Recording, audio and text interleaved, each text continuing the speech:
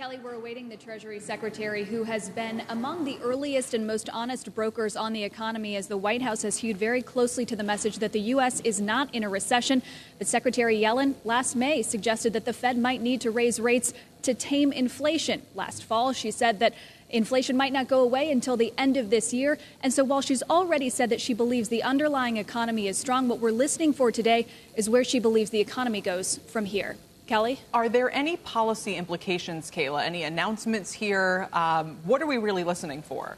We are not expecting any specific policy announcements here, but as you know, with all of these officials, we will be reading the tea leaves for everything she says, for anything the administration might be considering, and some policies where she's already weighed in behind the scenes. Kelly. All right, Kayla, we'll come back to you in just a moment. Also with us right now, Dan Clifton is head of policy research at Strategas, a Baird company. Tony Fratto is founding partner of Hamilton Place Strategies and a CNBC contributor. Our Steve Leisman is standing by as well. So welcome to all of you. Dan, I'll turn to you first. What's your 2 cents, not just on the comments we're about to hear from Yellen, but we're going to hear from the president twice today. We had this big development last night from Manchin on the Inflation Reduction Act.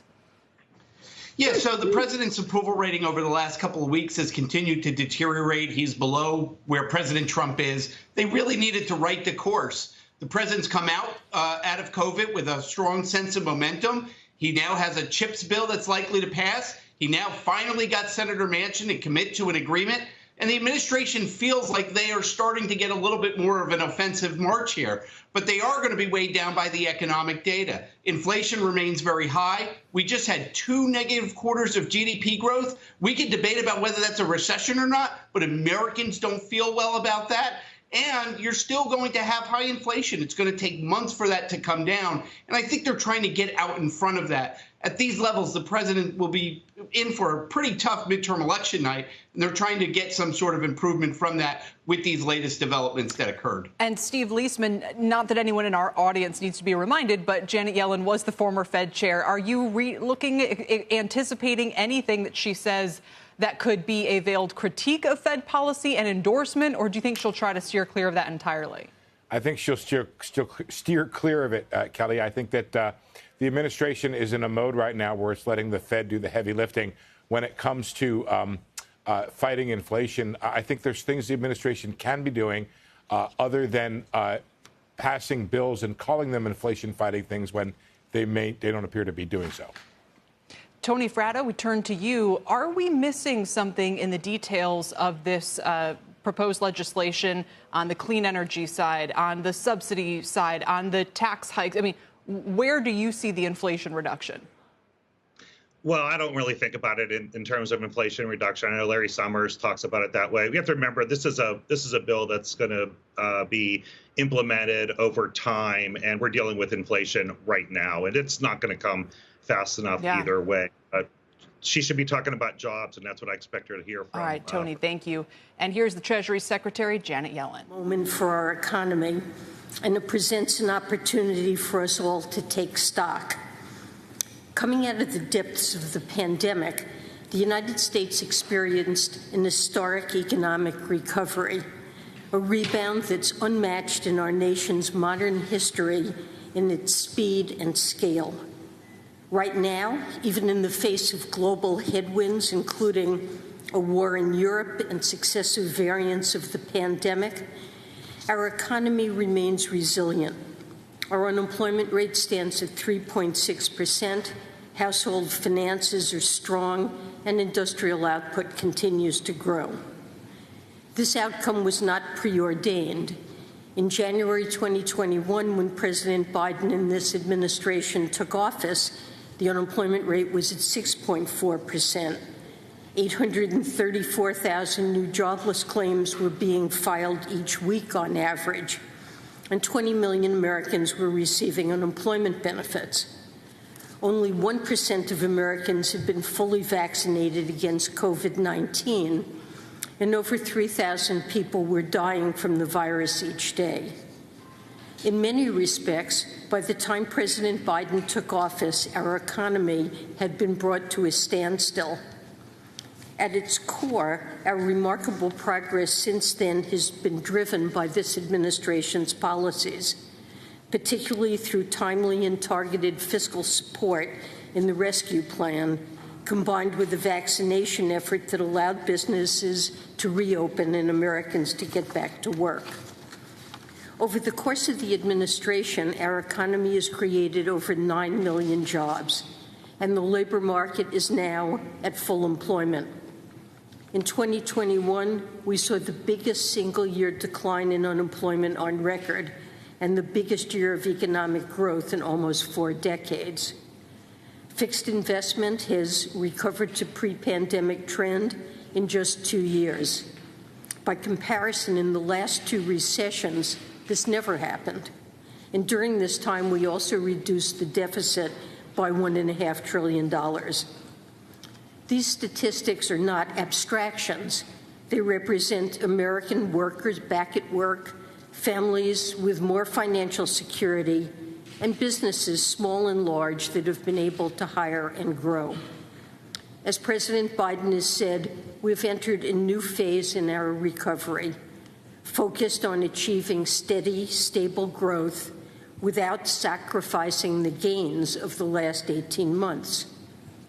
We know there are challenges ahead of us. Growth is slowing globally. Inflation remains unacceptably high, and it's this administration's top priority to bring it down.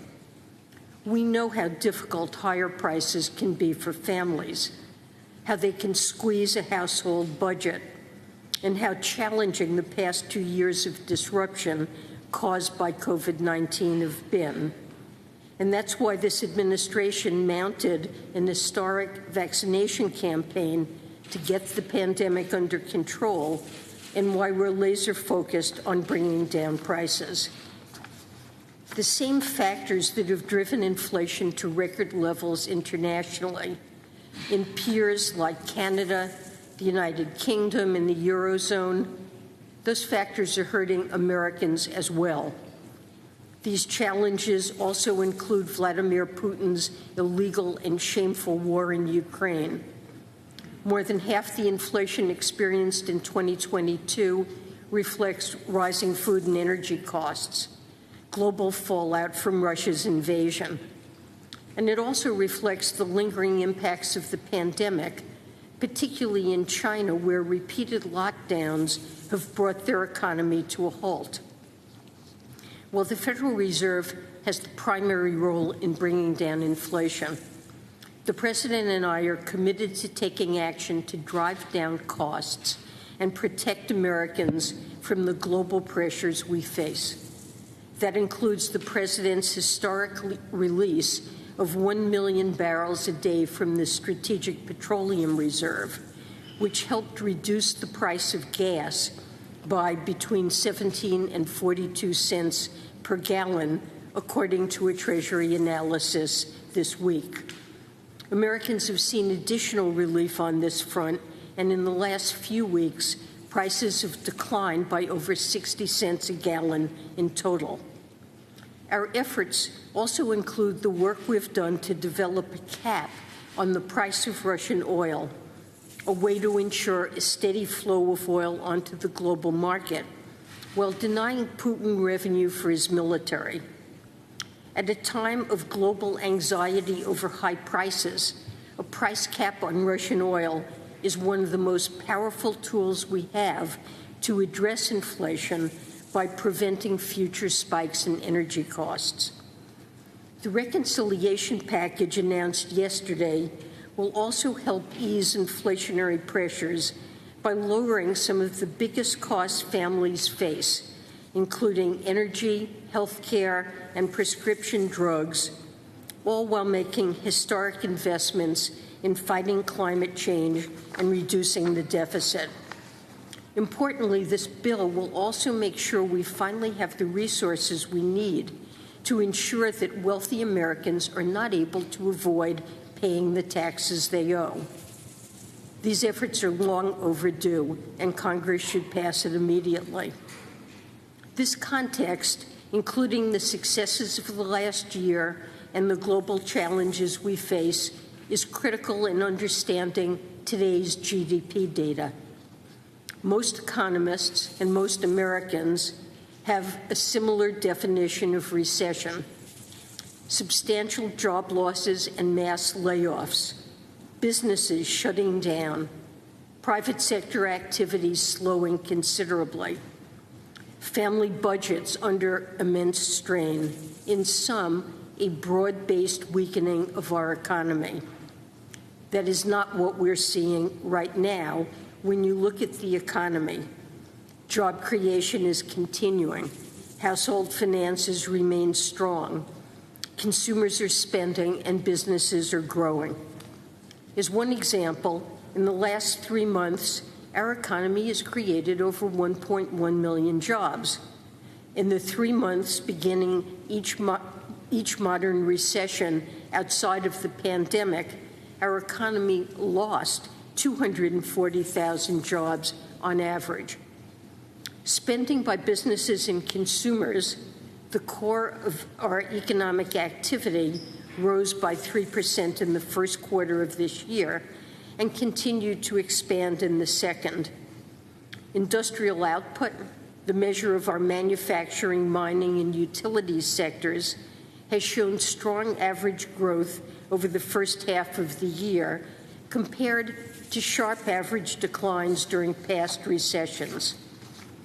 In the context of today's report, it's important to look beyond the headline number to understand what's happening.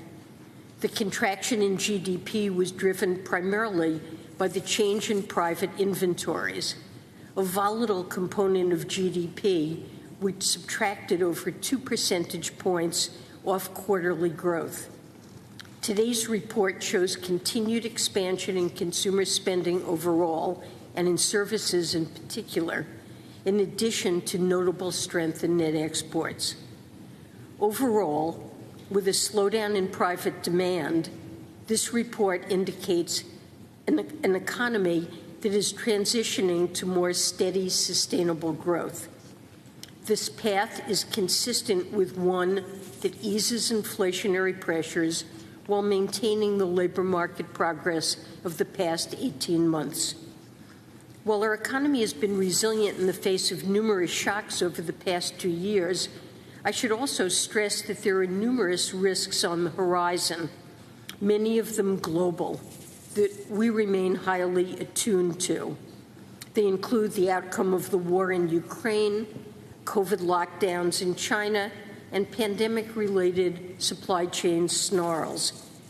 These factors make predicting the future difficult, and we must be clear-eyed and vigilant about the threats they pose.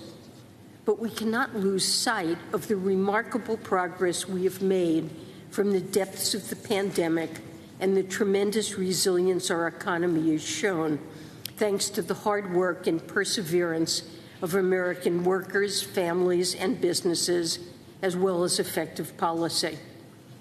This progress gives us a solid foundation to confront the challenges ahead of us, and I believe that in the months to come, with skill and luck, it's possible to maintain that strength, particularly in the labor market, while easing the tightness that has driven inflation.